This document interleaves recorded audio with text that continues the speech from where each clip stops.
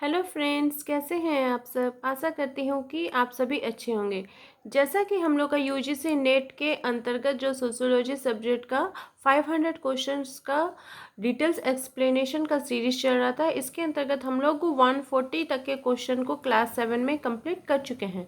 आज हम लोग 141 क्वेश्चन से स्टार्ट करेंगे और ये हमारा क्लास 8 है। और ये जो जितने 500 क्वेश्चन का जो सीरीज़ है, इसके अंतर्गत हम लोग ऐसे ऐसे क्वेश्चन को लेने का प्रयास किए हैं जो कि आपके आने वाले एग्जाम में बहुत ही ज़्यादा इंपॉर्टेंट हो जाएंगे। और मुझे ये पूरा 100% मैं आप लोगों को यह गारंटी देती हूँ कि इस 500 क्वेश्चन का सीरीज अगर आप लोग अच्छे से कर लेते हैं, इसे ध्यान से देख लेते हैं, तो आपको जो आपका आने वाला एग्जाम है इसी के अंतर्गत आपको क्वेश्चन पूछा जाएगा। तो चलिए हम लोग 141 क्वेश्चन स्टार्ट करते हैं। हमारा जो 141 क्वेश्चन पूछा जा रहा है कि मैक्स वेबर ने विस्तृत रूप में अपने सिद्धांत का विश्लेषण भारत के अध्ययन में किया। तो मैक्स वेबर ने अपने सिद्धांत का विश्लेषण भारत के अध्ययन में धार्मिक पक्ष, आर्थिक पक्ष तथा राजनीतिक पक्ष के अंतर्गत किया। मैक्स वेबर जो थे उनका समाजशास्त्र के इतिहास में बहुत ही ऊंचा स्थान प्राप्त था। उन्हें आधुनिक समाजशास्त्र का जनक भी कहा जाता है। और ये उनको उपाधि दी थी उनके जो सहयोगी थे किंग्सले डेविस ने। मैक्स वेबर ने पहली बार समाजशास्त्र को विज्ञान के साथ, मनोविज्ञान के साथ जोड़ा था। बाद में उस तत्कालीन जो जर्मनी के जो संप्रदाय के जो समाजशास्त्री थे, जिसके अंतर्गत विल्हम विटलेमेंड और हेनरिक रिकर्ड, उन्होंने इसे बाद में समाजशास्त्र को एक अलग विज्ञान के रूप में बनाने पर बल दिया। मैक्स वेबर की जो कृतियाँ थी उसमें भारतीय समाज का उल्लेख कई स्थानों पर मिलता है। जहाँ तक भारत में समाज और धर्म का प्रश्न है, वेबर ने अपनी तीसरी जो उनकी पुस्तक थी उसमें जाति व्यवस्था के स्वरूप को की प्रक्रियाओं के बारे में पूर्ण रूप से उन्होंने वर्णन किया था, जिसके अंतर्गत उन्होंने कबीले, आदिम जाति किस प्रकार से बने, सामाजिक संरचना का स्वरूप आगे किस प्रकार से बढ़ा, वर्ण आए, इससे आगे की जातियां आई। वेबर ने इसे विस्तृत रूप में अपने सिद्धांत का विश्लेषण किया। हमारा क्वेश्चन नंबर 142 पूछा जा रहा है कि सामाजिक दूरी का पैमाना किसने प्रस्तुत किया था। तो सामाजिक दूरी का पैमाना जो था वो बोगार्ट्स ने प्रस्तुत किया था। किसने प्रस्तुत किया था? बोगार्ट्स ने प्रस्तुत किया था। सामाजिक दूरी का मतलब होता है कि व्यक्तियों अथवा समूहों के बीच जो उनके पृथक करने की जो भावना होती है, उसका वास्तविक सीमित सामाजिक संबंध या सामाजिक अंतरक्रियाओं में उत्पन्न जो उनकी विधि होती है, उसे सामाजिक दूरी का पैमाना कहा जाता है।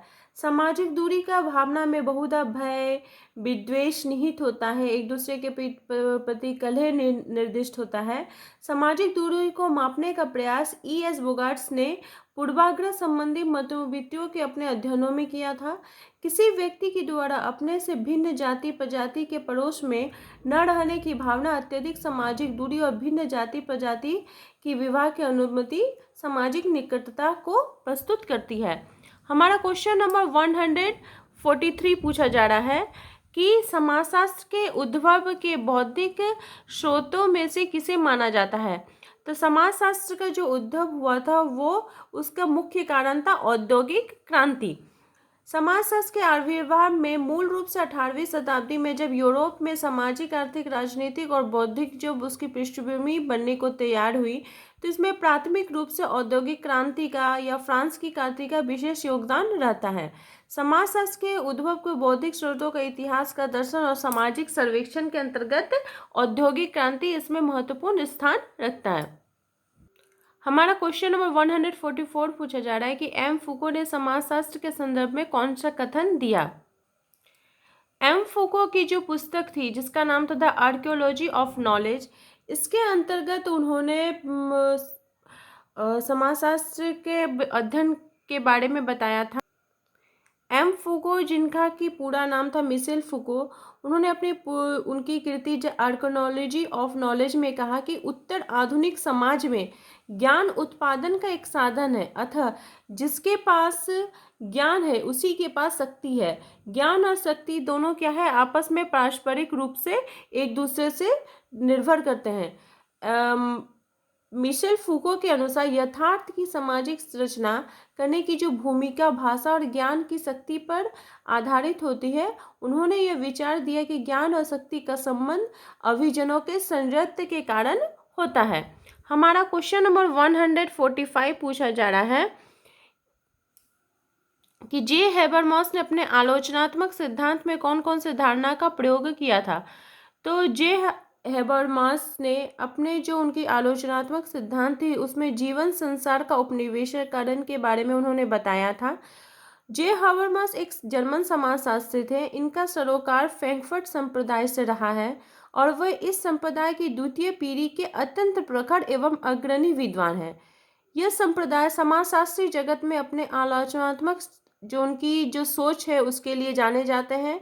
इसलिए हेबरमॉस ने अपने आलोचनात्मक सिद्धांत में जीवन संसार का उपनिवेशीकरण धारणा का प्रयोग किया था।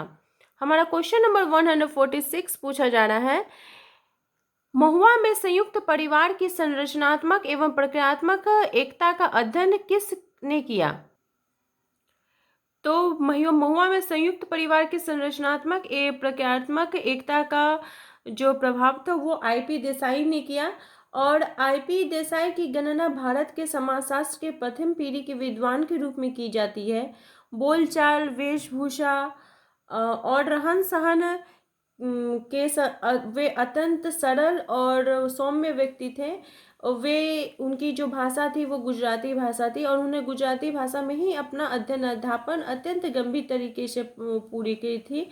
उन्होंने अधिक नहीं लिखा, किंतु जो कुछ थोड़ा बहुत भी लिखा वो आज हमें विभिन्न संदर्भों में, विशेषकर जो हमारे संयुक्त परिवार के बारे में उन्होंने विचार प्रस्तुत किया था, जिसके अंतर्गत उन्होंने महुआ में संयुक्त परिवार के संरचनात्मक एवं प्रक्रियात्मक एकता का अध्ययन किया था।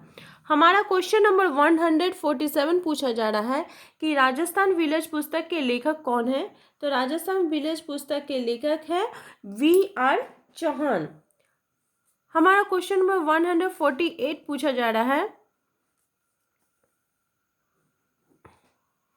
किसने भारतीय समाज के अध्ययन में द्वंद्वात्मक उपागम का उपयोग किया था।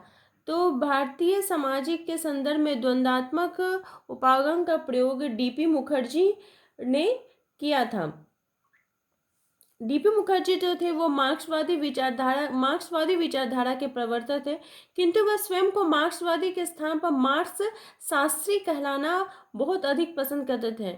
उन्होंने भारतीय इतिहास, भारतीय समाज के बारे में अध्ययन किया था, जिसके अंतर्गत उन्होंने द्वंद्वात्मक उपागम का प्रयोग किया। उनके अनुसार परंपरा बनाम आधुनिकता, उपनिवेश बनाम राष्ट्रवाद और व्यक्तिवाद बनाम समूहवाद में द्वंद्वात्मक संबंध पाए जाते हैं।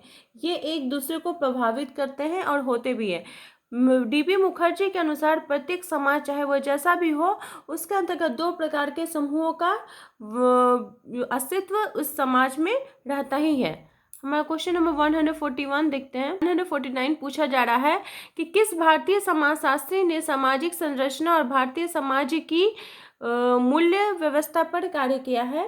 तो ये जो हमारा क्वेश्चन नंबर 149 है, इसका आंसर हो जाएगा राधा कमल मुखर्जी ने।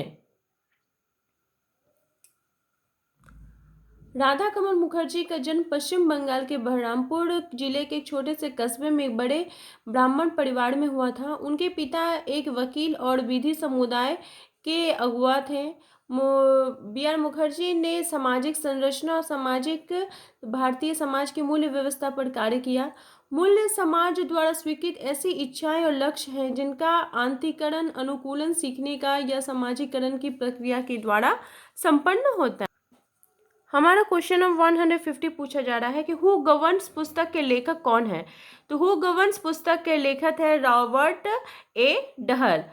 हमारा क्वेश्चन नंबर 151 पूछा जा रहा है, किसके अनुसार समाजशास्त्र का मूल भाव सामाजिक वास्तविकता का पर्दाफाश करता है। तो इसका आंसर हो जाएगा पीटर बर्जर। पीटर बर्जर ने तृतीय विश्व के अनेक मामलों से लेकर परिवार के समाजशास्त्र, राजनीतिक समाजशास्त्र, धर्म के समाजशास्त्र जैसे अनेक विषयों पर लिखा है, किंतु उनका प्रमुख रुचिकर विषय था सामाजिक सिद्धांत रहा है। यथार्थ की सामाजिक रचना हो जिसमें उन्होंने पुस्तक में थॉमस लुकमैन के साथ लिखी। यह पुस्तक ज्ञान के समाजशास्त्र के नियमों को उजागर करता है। उनके अनुसार समाजशास्त्र का मूल भाव सामाजिक वास्तविकता का पर्दाफाश करना है। हमारा क्वेश्चन नंबर 152 पूछा जा रहा है, स्ट्रीट कॉर्नर सोसाइटी शीर्षक पुस्तक अनुसंधान की किस तकनीकी पर आधारित है? तो स्ट्रीट कॉर्नर सोसाइटी जो पुस्तक है ये सहभागी अवलोकन पर आधारित है, जिसके लेखक है W.F. वाइट, जिन्होंने सहभागी अवलोकन पर इसको आधारित माना है। पीटरमैन के अनुसार सहभागी अवलोकन का तात्पर्य ऐसी दशा से होता है जिसमें अवलोकनकर्ता अध्ययन किए जाने वाले समूह का अत्यधिक घनिष्ठ समरूप बन जाता है तथा उस समूह की सभी गतिविधियों में स्वयं भाग लेता है। हमारा क्वेश्चन नंबर 153 देखते हैं, दी न्यूड कृति किसकी लिखी हुई है? द न्यूड जो कृति है ये पीचर एक पिटचार्ड के द्वारा लिखी गई है। पिटचार्ड जो थे वो एक अग्रणी ब्रिटिश सामाजिक मानवशास्त्री थे, जिन्होंने अफ्रीकी समाज में मुख्य रूप से एजेंटे और न्यूड जनजाति पर कई निर्जातीय अध्ययन किया था, जिनके अनुसार सामाजिक मानवशास्त्र को समाज का एक प्राकृतिक अध्ययन मानने के स्थान पर एक मानवतावादी अध्ययन माना है। उनकी ही कृति है दी न्यूड।